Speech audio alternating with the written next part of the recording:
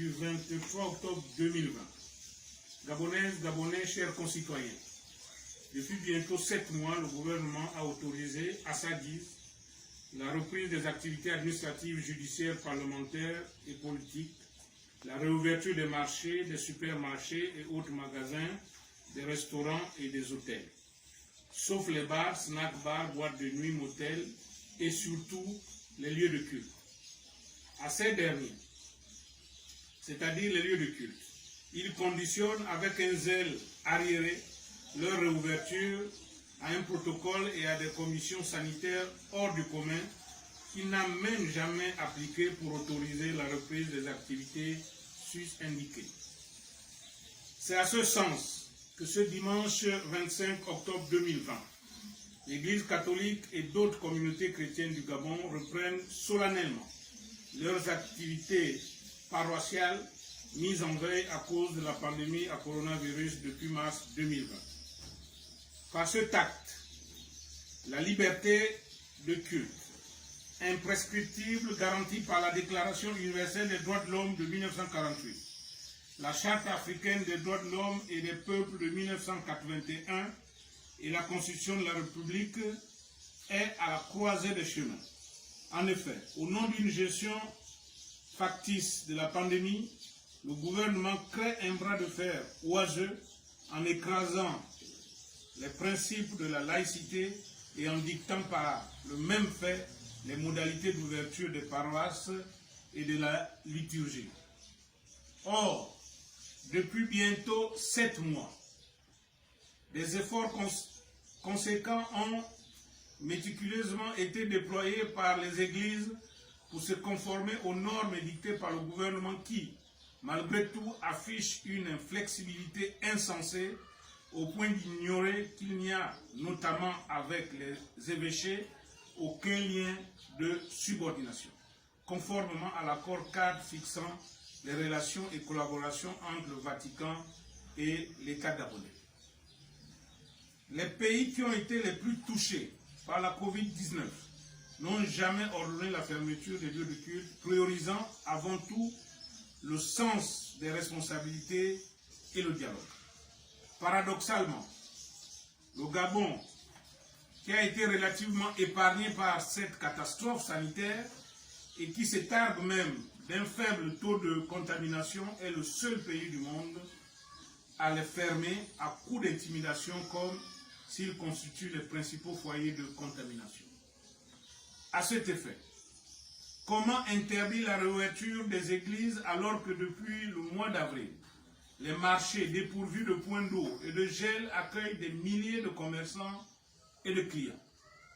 Le gouvernement peut-il démontrer que les commerçants et les clients qui s'échangent des produits contre de l'argent sans porter des gants sont-ils plus immunisés que les fidèles et le curé dans une église en pleine Eucharistie ou au moment de s'acquitter des offrandes?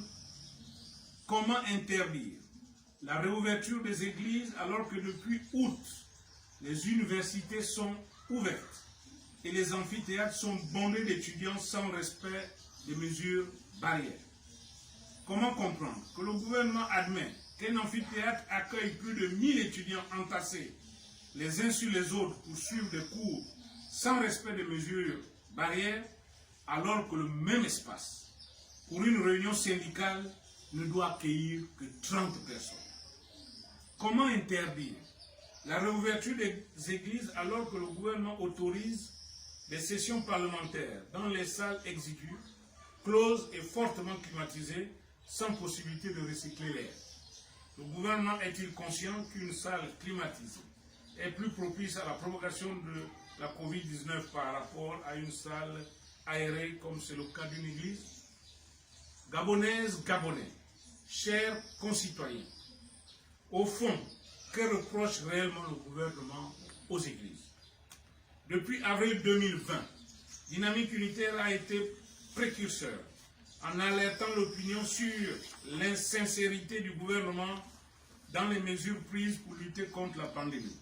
En réalité, la Covid-19 sert d'aubaine au gouvernement pour museler les acteurs de la société civile considérés comme gênants pour la pérennisation du pouvoir en place depuis l'AVC d'Ali Bongo Ondimba le 24 octobre 2018. Depuis cette date, Dynamique Unitaire a été le premier à subir les assauts de déstabilisation par des arrestations illégales et des filatures de ses leaders. Aujourd'hui, c'est le tour de l'Église de constater qu'elle est également dans le collimateur du gouvernement. Pourtant, Dynamique Unitaire a interpellé depuis des mois, voire des années, les ecclésiastes sur la nécessité de s'unir aux forces vives de la nation au regard de la prolifération de l'injustice sociale au Gabon. Aussi, Dynamique Unitaire a toujours appelé à la convergence des luttes. L'heure est certainement arrivée. Les églises et leurs fidèles qui affichent chaque jour un peu plus leur désapprobation devant la déliquescence sociale, politique et morale dérangent les gouvernants au plus haut niveau. L'Église est dans son rôle, du fait qu'elle ne s'est pas toujours cantonnée à sauver uniquement les âmes. Elle est un acteur social et un éducateur prééminent puisqu'elle a participé à la formation des premiers instruits et cadres du pays et continue d'ailleurs dans cette mission fort louable. C'est pourquoi Dynamique Unitaire affiche sa solidarité à l'Église du Gabon et appelle de ce fait tous les travailleurs atteints dans l'exercice de leur foi à se rendre massivement ce dimanche 25 octobre 2020 dans toutes les églises. Dynamique Unitaire appelle par ailleurs les politiques de tous bords et autres acteurs qui sont attachés à l'intégrité de l'Église et qui ont été formés dans les établissements confessionnels à se rendre ce dimanche 25 octobre 2020 dans les églises. L'heure n'est plus aux simples déclarations de dénonciation. L'heure est à l'action et à la solidarité pratique. À cet effet, les membres du bureau confédéral de Dynamique Unitaire assisteront au culte dans l'église de son choix. Pour Dynamique Unitaire, l'histoire du Gabon est, à partir de la détermination de l'église d'ouvrir les paroisses ce dimanche 25 octobre 2020, au rendez-vous du destin d'une nation qui aspire à la justice, au progrès et au renouveau. Que Dieu Tout-Puissant bénisse le Gabon. Que Dieu Tout-Puissant bénisse l'Église. Que Dieu bénisse Dynamique Unitaire. Je vous remercie.